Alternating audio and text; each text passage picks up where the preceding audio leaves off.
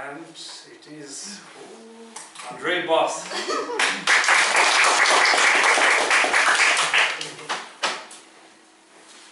Welcome, dear friends.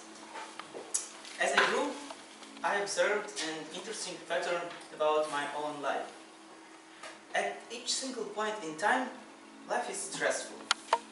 And every time I think, oh, I need to achieve this next step and make this achievement, and then we'll get better. The school sucks, I'll get to university, it will be better. The university sucks, I'll get to work and it will become easier. The work is stressful, I'll find my own company and it will become better. I have this gap in knowledge, I need to read this book and I'll feel it. But what happens with every new book, actually the to-read list becomes bigger, because I discover how much more things I don't know about the outside world. With next achievement, the whole new horizon of possibilities opens, and a lot of more things to do steps in front of me. And the amount of stress got only more and more, and I couldn't cope with it. And as soon I started thinking that probably I need to change my own attitude toward it to live a more peaceful and fulfilled life. And I started practicing such thing as meditation. As I was practicing it more and more, my life became more calm and calm. So I was glad that my life improves. And as I like to experiment, I decided to sign up for the 10 days Vipassana meditation practice to get even better. It would be a vacation, I thought. It would be a relaxed time. Oh boy, how wrong I was. It was 10 days of imprisonment, of actual imprisonment. But at the end I indeed became a little bit happier, and I'll tell you why. My so-called vacation schedule looked like the following. I woke up at 10 AM in the morning, then followed the 2 hours of meditation, then the breakfast, the 3 hours of meditation, then the lunch, the 4 hours of meditation, and so on. In total, it was 10.5 hours of meditation and 1.5 hours of lecture. The last time we ate any food, it was 11 AM. In addition to all of this, we were in complete silence. We were not allowed to talk with each other, only with the teacher. We weren't allowed to read, to write, to use our phones, or to do any other activities that normal human beings do in our everyday life that we get used to. That was my vacation. And please can you, hello.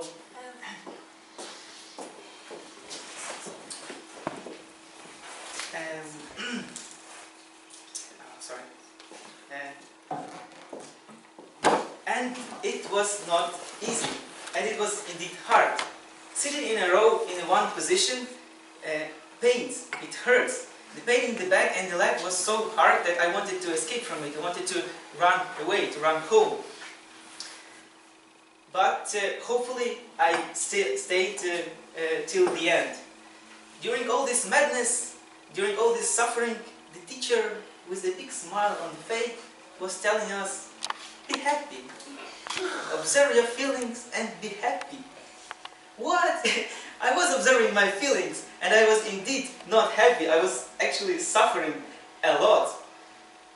But at the end, all these rules finally made sense to me, and I understood at the end the meaning of all of it. Let's start from the beginning. We all want to be happy. We all want to live a fulfilled life, right? Who doesn't want to live a fulfilled life? And the logical question arises, how can you do it? How to live a fulfilled life? There are many different theories, of course, and Buddhism has their own theory. According to Buddhism, the cause of all our miseries and all our suffering are within our selfish cravings and aversions. When any object of outside world comes with our senses, it generates sensations and feelings. Through our ears, nose, tongue, through our eyes, skin and mind. We can't stop it. It's in our nature. And we like the good feelings and good sensations. We like when other people speak good about us, right? We like good food, we like good music, and we want more of these sensations, we want more of these feelings. And of course, on the other hand, we don't like the bad feelings. We don't like when other people try to offend us, when we feel pain, when we suffer. We want to get away of these emotions, of these feelings. We want to escape them, we want to forget about them, we want to replace them with something else. And both of the approaches are bad, according to Buddhism, because all the sensations have the same structure. They all arise and pass away. They arise and pass away. No matter how strong they are, they have the same structure. In Pali, the language of these days, it is called anicca, the changing nature of the sensation, the volatility of the sensation. And it is not wise to get attached to something that has a changing structure. Yes? Because when we get the sensation that we don't want, we get upset. When we get the sensation that we don't want, we also get upset. So better not to do it. But what makes the matter complex is that our brain is trained to automatically react to the outside objects and generate this sensation. We cannot change it, we cannot change our nature. But there is something we can do to break this vicious cycle, to break this habit pattern of our mind. We can react differently to the sensation that arises. Right? We can observe them and instead maintain perfect balance of our mind. Maintain perfect equanimity. When at Toastmasters, you tell a joke and people laugh, you feel joy, right? And you want more of it. But better not attach to these feelings, because it will also pass away. And who told that the next time people would laugh again? Huh? Or if you perform bad at Toastmasters, you will get upset. You don't want to repeat this experience. But why do so? It is also a sensation. It will rise and pass away. How you perform the next time, it is up to you. It is like a fire. If you don't put fuel into it more and more, if you don't generate more sensation with reacting to it, bad or good, it will get out. It will pass away eventually. Those two simple steps, those two simple rules, observing and maintaining perfect equanimity, it was all that I did during the imprisonment. The whole 10 days I was learning just these two simple steps. It seems very logical, right? Isn't it? Very logical and simple, but so complex to practice, to put it in the real world.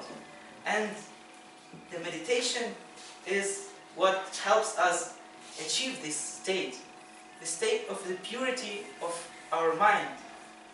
In Pali, it is called Dhamma, the state of enlightenment.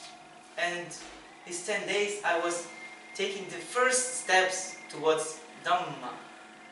Since I started practicing meditation, and especially after these 10 days, even though the amount of stress got only bigger and more on me, somehow I didn't suffer more. Somehow I actually become calmer and calmer and actually enjoy life slowly more and more. And this is beautiful, isn't it? Yes, it is. Even though this theory and the practice come from Buddhism, you don't need to believe in Buddhism and in Buddha to practice it. Actually, you don't need to change any of your belief, of your religion, to practice meditation and vipassana. It is specifically designed to be super simple and neutral to any nationality, to any religion, and to any belief, so that anyone in the world can try it who wants. Can try it and make a few steps towards a more fulfilled and peaceful life. All you need to do is to ask someone or Google how to practice meditation, how to practice vipassana, and allocate as much time as you want and can. 5 minutes, 11 minutes, 20 minutes.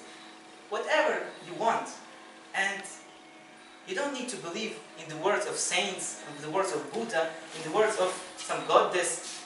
You only believe what you experience. You only work with your body and with your own feelings. It's that simple. Why not try and see what will be the result? Even in one single situation, if you don't react to the offensive word that someone tries to put on you, it will be already a huge step forward towards Dhamma, isn't it? It will be beautiful.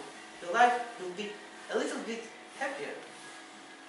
Our teacher ended each meditation session with the words Bhavatu Sabam Mangalam, which means in Pali, may all the beings be happy. Bhavatu Sabam Mangalam.